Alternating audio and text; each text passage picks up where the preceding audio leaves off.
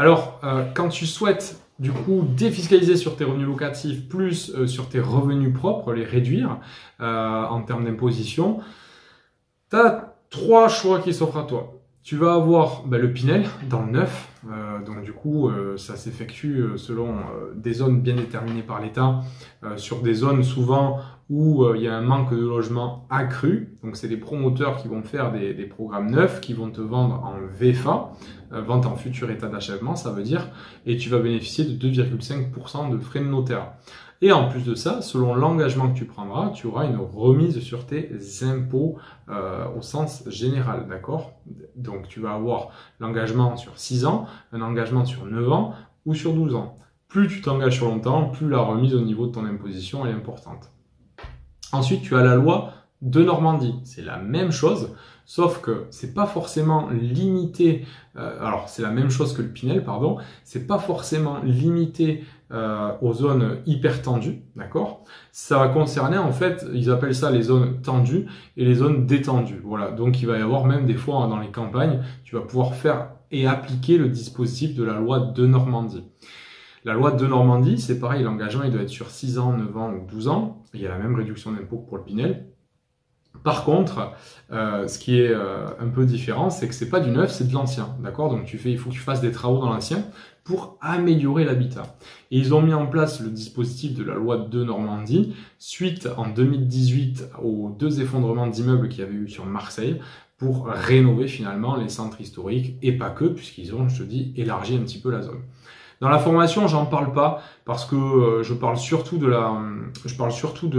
la troisième solution, donc le déficit foncier, d'accord? Donc ça, c'est un engagement minimum sur 3 ans, donc ça veut dire louer son logement nu, ok? Et faire des travaux qui améliorent forcément l'habitat. Et tu vas pouvoir déduire 10 700 € de l'ensemble de tes revenus. Moi, ce que j'aime bien dans le dispositif au réel, en déficit foncier, ce que j'aime bien, c'est l'engagement. C'est qu'il n'est que sur 3 ans. Le Pinel et la loi de Normandie, c'est un engagement beaucoup plus long. Moi, j'aime bien me sentir libre. Donc, en tant qu'investisseur, je préférerais partir sur 3 ans au minimum parce que je sais aussi, la visibilité sur 3 ans elle est plus simple que sur 6 ans, 9 ans ou 12 ans pour savoir comment va évoluer le marché immobilier. Personne n'est devin, on peut pas savoir. Pareil, le gars qui avait fait du Pinel à Bordeaux il y a 12 ans, qui revend aujourd'hui, c'est jackpot. Mais celui qui avait fait du Pinel il y a 12 ans à Pau, moi j'ai connu ça, exemple concret, vers là où je travaillais, vers Nousty.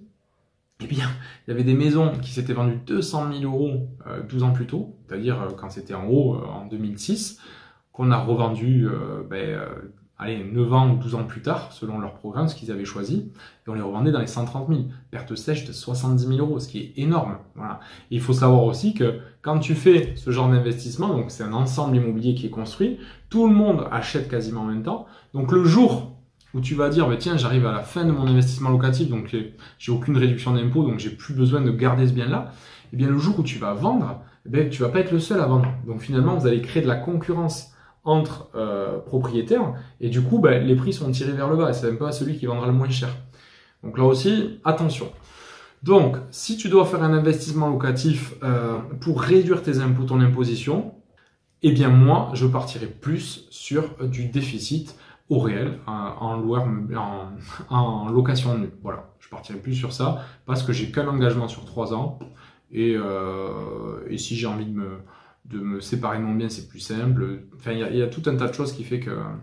Parce que, imagine, tu es propriétaire de ton bien, donc en Pinel, séparation, divorce, tu veux revendre au bout de 3 ans, alors que tu as commencé déjà à bénéficier de réduction d'impôts, étant donné que tu étais censé t'engager, par exemple, sur 12 ans, tu vas devoir faire des remboursements de ces impôts. Enfin, c'est vraiment assez complexe. Donc, voilà. On ne sait pas ce qui peut se passer dans 4, 5, 6, 7 ans. Donc déjà, tu t'engages sur 3 ans, c'est déjà pas mal. Après, tu vois. Ça, c'est que mon avis. L'avantage du Pinel, c'est que tu as quand même des frais notaires réduits et tu as un bien neuf.